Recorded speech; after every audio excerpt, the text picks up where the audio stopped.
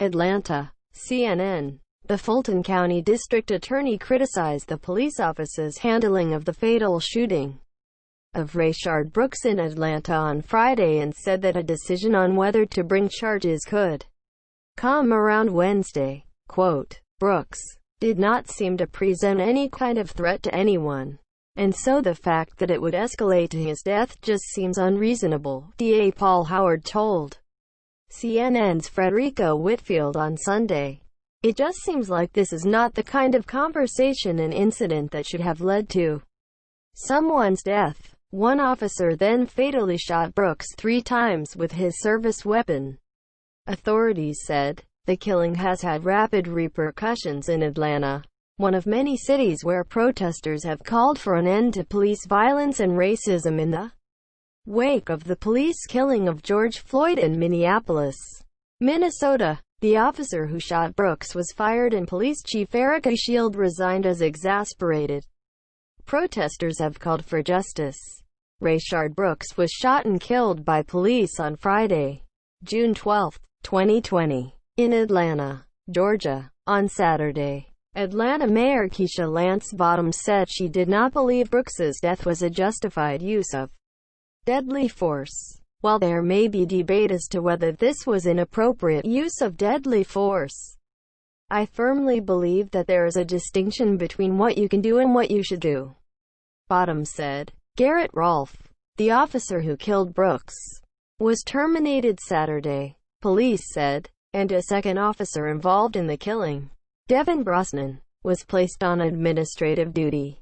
Rolfe was hired in 2013 and Brosnan has been with the department since 2018. Police said. Howard, the district attorney, said the possible charges could include murder, felony murder or involuntary manslaughter.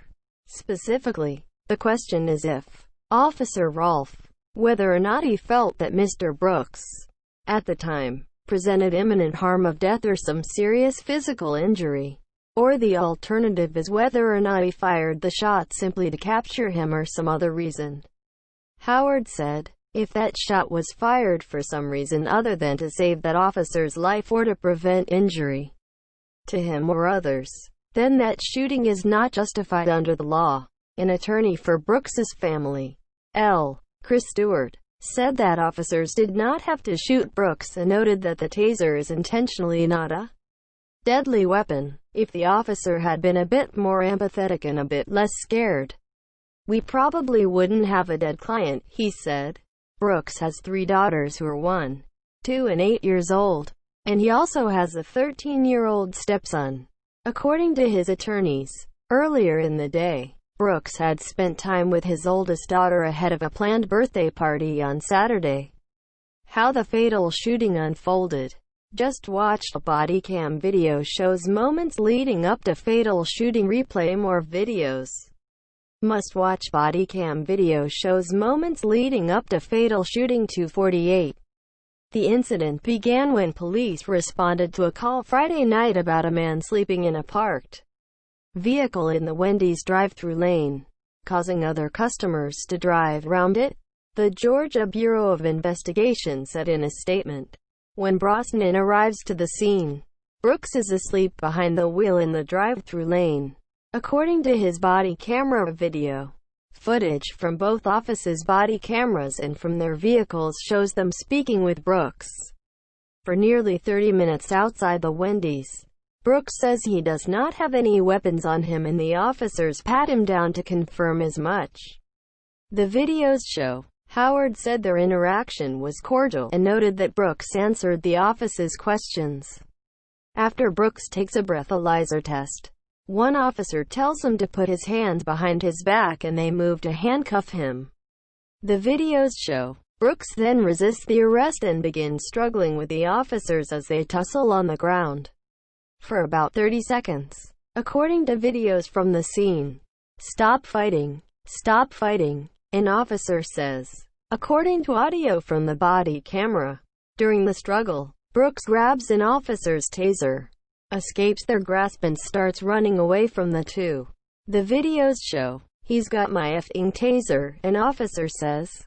According to the body camera footage, Atlanta officer Garrett Rolfe left, and Officer Devin Brosnan. Surveillance video provided by the GBI shows Brooks running from the officers, and he appears to point the stun gun in their direction before falling to the ground.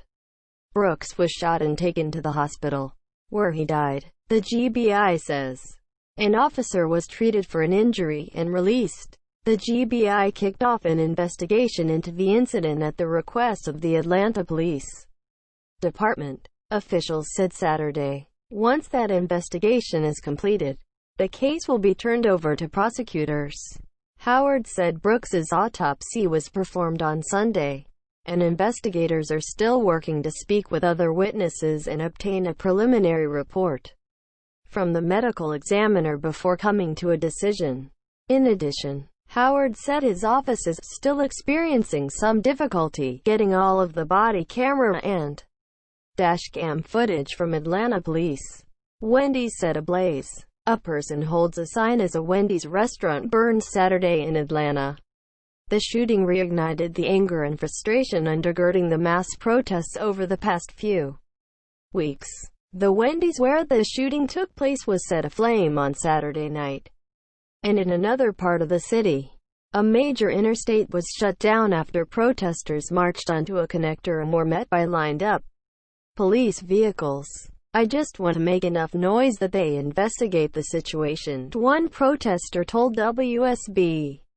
A large crowd remained on the streets of southwest Atlanta into early Sunday morning, the news station said. Facing off with police, at least 36 people were arrested during the protests.